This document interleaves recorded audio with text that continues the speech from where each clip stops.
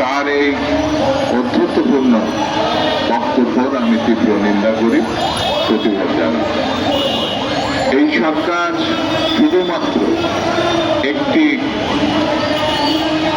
জনগণ কর্তৃক নির্বাচিত সরকার প্রতিষ্ঠার মধ্য দিয়ে তার কাছে ক্ষমতা হস্তান্তর করে তারা যায়।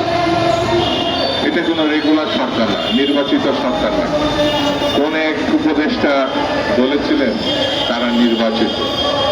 আত্মপ্রতারণা করা ঠিক হবে না, আত্মপ্রবঞ্চনা করা ঠিক হবে না। দেশের জনগণ আপনাকে সম্মানের সঙ্গে বসিয়েছে, সম্মান রক্ষা করে জনগণের সেন্টিমেন্ট অনুধাবন করে নির্বাচিত সরকারের কাছে দিয়ে করিডোরের নামে আমাদের বাংলাদেশ একটি শান্তিপূর্ণ দেশ, সেই দেশটাকে মানবিক করিডোরের নামে যুদ্ধের মধ্যে নিয়ে যাওয়া এটি বুদ্ধিমানের কাজ হবে না। আমি ডক্টর ইন্দ্র সাহেবকে অনুরোধ করব এই দিকে না এগিয়ে আপনি বরঞ্চ বাংলাদেশে মানুষকে কি করে রক্ষা যায়, যুদ্ধমুক্ত রাখা যায় এবং একটি গ্রহণযোগ্য যে নির্বাচন আমরা 15-16 বছর ধরে পাইনি, 3টি নির্বাচন গেছে।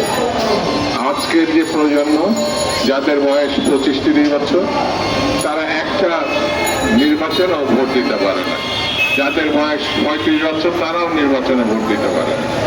সেই ভোটের ব্যবস্থা করেন, মানুষের ভোটাধিকার ফিরিয়ে দেন। এদেশের খেটে খাওয়া মানুষ, এদেশের কামার কুমার, রিক্সা চালক, কুলি মজদুর, কৃষক, শ্রমিক, তাদেরকে এত অবহেলা করা উচিত না। তাদের রক্তেই বাংলাদেশ প্রতিষ্ঠিত হয়েছে। সেই বাংলাদেশের যুদ্ধে ভদ্রলোকের সংখ্যা ছিল কম। তারা যারা যুদ্ধ করেছিল গ্রামের কৃষক, মিলের শ্রমিক এবং খেটে খাওয়া। 24-এর গণঅভ্যুত্থান যেমন তরুণরা শিক্ষার্থীরা করেছে, মুক্তিযুদ্ধ এই তরুণ এবং শিক্ষার্থীরা ছিল।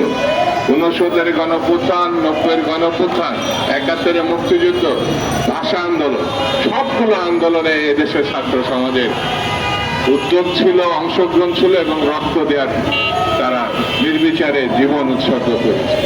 সেই কারণে বন্ধুরা, বাংলাদেশকে আমাদের রক্ষা করার জন্য প্রতিবেশী দেশের যে ঘৃণ্য কৌশল, তাদের যে বিরোধিতা এবং ফ্যাসিস্টকে যে আশ্রয় দেওয়া, তাদের সম্বন্ধে আমাদের সতর্ক থাকতে হবে, আমাদেরকে ঐক্যবদ্ধ থাকতে হবে। আমরা মনে করি আমাদের দেশপ্রেমিক সেনাবাহিনী এবং প্রতিটি রাজনৈতিক দল, খেটে খাওয়া মানুষ সবাই ঐক্যবদ্ধভাবে দেশকে রক্ষা করবে, দেশকে এগিয়ে নিয়ে যাবে। এই আহ্বান জানিয়ে সবাইকে ধন্যবাদ জানিয়ে আমি আমার বক্তব্য শেষ করছি। খুদা হাফেজ। বাংলাদেশ জিন্দাবাদ।